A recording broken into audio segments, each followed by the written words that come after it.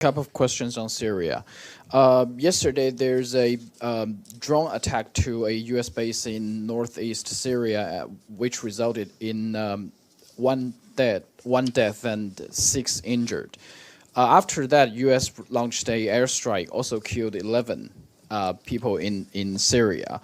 Any reaction from the Secretary General on this incident? Oh, well, of course, we continue to be worried about all of the continuing tensions, and we are trying to see what can be done to lower the tensions from different forces in Syria, and we'll continue with those efforts. Do you not to urge everybody to respect the sovereignty and territorial integrity of Syria? Well, of course, that's a given, and obviously it's important that the sovereignty and territorial integrity of Syria is respected. At the same time, you're aware of the complexity of the situation of foreign forces, but we call for them to exercise restraint. But do you think the presence of the U.S. military in Syria is illegal or not? That's not an issue that we're dealing with at this stage. There's been a war. But is that because it sounds very familiar. This week we talk a lot about the UN Charter, the international law, and relative resolutions.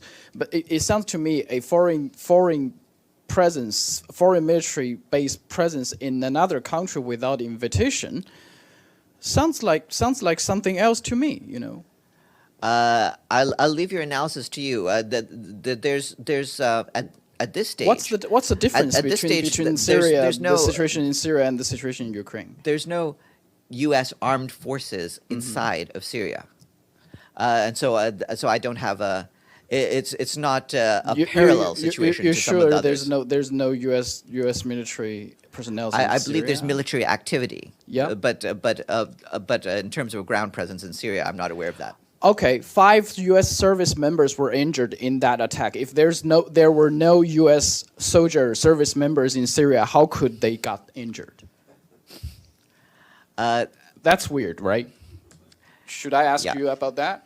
And by the way, if you're talking about the resolution, the international law, here is the resolution from Security Council 2254, I believe. It says in its PA paragraph, reaffirming its strong commitment to the sovereignty, independence, unity, and territorial integrity of the Syrian Arab Republic, and to the purposes and principles of the Charter of the United Nations. Yes, I'm aware of that, and as you see, that is accepted by the members of the Security Council itself. Yeah, so again, back to my question, is that illegal to have presence in Syria for the U.S. base?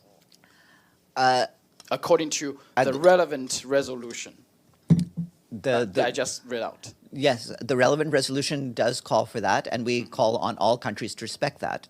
I wouldn't go beyond that at this stage. 快来订阅通识，按旁边小铃铛给我们点赞和分享哦！如果有什么想说的，也欢迎在下面多多留言。